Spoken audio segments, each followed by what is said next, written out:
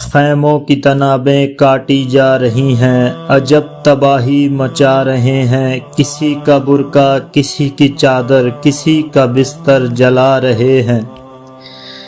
Be be کہتی ہیں تم تو مقتل میں سو رہے ہو، ادھر تماچے برس رہے ہیں، اٹھو علی کے غیور بیٹو، اغیار خیموں میں آ رہے ہیں۔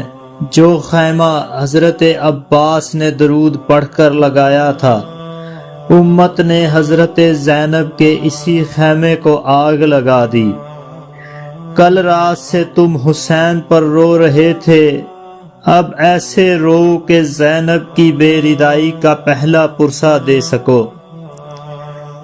ہم کربلا میں بیٹھ کر کہتے ہیں یا ابا فضل العباس، اگر آپ زندہ ہوتے تو علی کی بیٹی کا جوتا بھی بازار میں نہ جاتا۔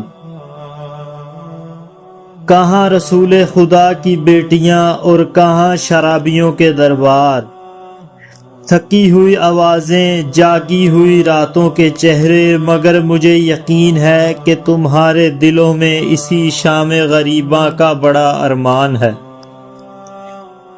اسے شام ردا کہوں، اسے شام رخسار کہوں، اسے شام بے قصاں کہوں۔ رسول خدا کا نواسہ زمین پر شہید ہو چکا تھا۔ میں نے آج عصر عاشور میں کہا تھا کہ کوشش کروں گا کہ وہ مقتل پڑھوں جو کم سنایا گیا ہو۔ امت نے حضرت امام حسین کے جسد مبارک کو 7 حصوں میں لوٹ لیا۔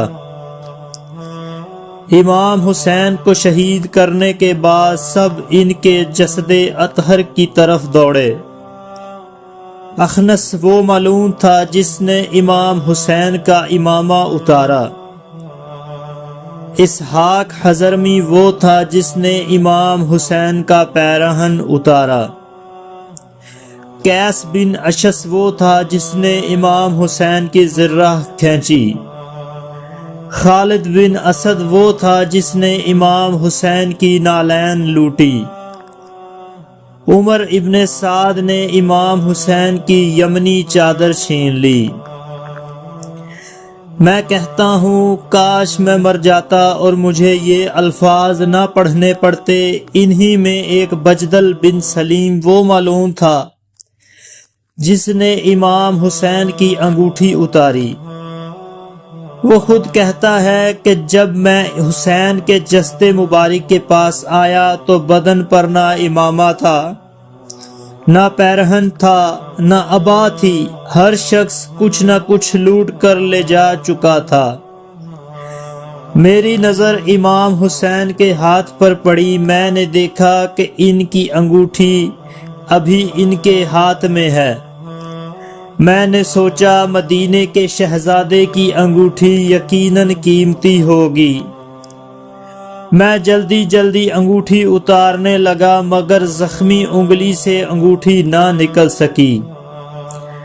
مجھے مال غنیمت لوٹنے کی جلدی تھی۔ میں 2 پتھر اٹھا لایا، ایک پتھر امام حسین کے ہاتھ کے نیچے رکھا اور خنجر نکالا، انگلی پر رکھا اور دوسرے پتھر سے وار کیا۔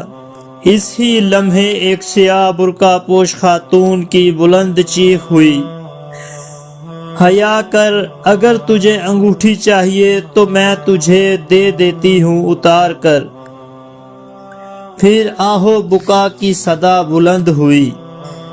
امام حسین کے جسد مبارک کو لوٹنے کے بعد عمر ابن سعد نے اعلان کیا وہ لشکر آگے آئے جسے حسین کے جسم مبارک کو گھوڑوں سے پامال کرنے کا حکم دیا گیا ہے۔ اس کے بعد حضرت زہرا کے لخت جگر کے جسم اطہر کو گھوڑوں کے سموں تلے پامال کیا گیا۔ مقتل کی کتابوں میں لکھا ہے کہ جب امام حسین کے جسم مبارک کو پامال کیا جا رہا تھا، قریب ہی حضرت علی اکبر کا جسد مبارک بھی پڑا تھا۔ آج بھی امام حسین کی زیارت میں حضرت علی اکبر اور حضرت علی اصغر کا سلام پڑھنے کی تاکید ملتی ہے۔ میرا سلام اس معصوم پر جس کی قبر امام حسین کا سینہ بنا۔ میں نے یہ جملہ صرف اس امید پر پڑھا تھا کہ شاید اسی پر گریہ ہو جائے اور مجھے پوری روایت نہ پڑھنی پڑے۔ گھوڑوں سے پامال کیے جانے کے بعد جب بنی اسد نے شہداء کی تدفین کی تو بعد میں حضرت امام زین العابدین تشریف لائے۔ امام سجاد نے بنی اسد سے فرمایا، تم نے میرے بابا کو کہاں دفن کیا ہے؟ انہوں نے عرض کیا، یہ حضرت عباس کی قبر ہے، یہ حضرت حبیب بن مظاہر کی قبر ہے، اور یہاں ہم نے حضرت علی اکبر کو دفن کیا ہے۔ پھر ایک بزرگ نے عرض کیا، اے فرزند حسین، جب ہم آپ کے والد گرامی کو دفن کر رہے تھے تو ہم نے ان کے سینے پر ایک گوشت کا ٹکڑا دیکھا۔ ہم نے اسے الگ کرنا چاہا مگر وہ الگ نہ ہوا۔ یہ سن کر حضرت امام زین العابدین بے ہوش ہو کر زمین پر گر پڑے۔ ہوش آنے پر روتے ہوئے فرمایا، وہ گوشت کا ٹکڑا نہیں تھا، وہ میرے 6 ماہ کے بھائی حضرت علی اصغر کا جسم تھا جو میرے بابا کے سینے پر رکھا ہوا تھا۔ آج بھی حضرت علی اصغر کا درد حضرت امام حسین کے سینے کے ساتھ وابستہ یاد کیا جاتا ہے۔ جس کی آنکھ سے اس مصیبت پر آنسو نہ نکلے وہ اللہ سے دل کی نرمی کی دعا کرے۔ امام حسین کے جسد مبارک کو پامال کیے جانے کے بعد شام غریباں کا آغاز ہوا۔ خیموں میں آگ لگا دی گئی، عورتوں اور بچوں میں بھگدڑ مچ گئی۔ ہر طرف خوف، آہ و بکا اور بے بسی کا عالم تھا۔ حضرت زینب اور اہل بیت کی خواتین جلتے ہوئے خیموں سے بچوں کو نکالنے لگیں تاکہ کوئی بچہ آگ میں نہ رہ جائے۔ روایات ہے کہ شمر اپنے سپاہیوں کے ساتھ زخموں کی طرف آیا اور پکارنے لگا، زینب کہاں ہے؟ زینب کون ہے؟ حضرت عباس کی شہادت کے بعد خیموں کا کوئی محافظ باقی نہ تھا اور اہل بیت انتہائی بے یار و مددگار تھے۔ روایتوں میں آتا ہے کہ اسی ہنگامے میں اہل بیت کی چادریں اور اوڑھنیاں بھی چھین لی گئیں اور خواتین پر سخت مصائب ڈھائے گئے۔ حضرت زینب نے اپنی تمام تر تکالیف کے باوجود حضرت امام زین العابدین، بچوں اور دیگر اہل حرم کی حفاظت کو اپنی اولین ذمہ داری بنایا۔ جب آگ خیموں تک پھیل گئی تو حضرت امام زین العابدین نے فرمایا، پھوپھی جان، خیموں سے باہر نکلنا ضروری ہے کیونکہ آگ ہر طرف پھیل چکی ہے۔ حضرت زینب نے فرمایا، میرے سر پر چادر نہیں رہی، میں کیسے باہر جاؤں؟ اس پر حضرت امام زین العابدین نے کربلا کی خاک اٹھا کر فرمایا کہ اپنے چہرے کو حتی الامکان ڈھانپ لیں، اور اہل حرم کو جلتے ہوئے خیموں سے باہر نکالا گیا۔ اس کے بعد اہل بیت نے کھلے میدان میں جلتے ہوئے خیموں اور شہداء کے لاشوں کے درمیان انتہائی کرب و علم کی رات گزاری، جسے تاریخ میں شام غریباں کے نام سے یاد کیا جاتا ہے۔ اہل بیت جلتے ہوئے خیموں سے باہر نکلے تو حضرت زینب کی سب سے بڑی فکر یہ تھی کہ کوئی بچہ یا بچی کہیں پیچھے نہ رہ جائے۔ حضرت ام کلثوم یتیم بچوں کو ایک ایک کر کے جمع کر رہی تھی، بار بار گنتی کی مگر ایک بچی نظر نہ آئی۔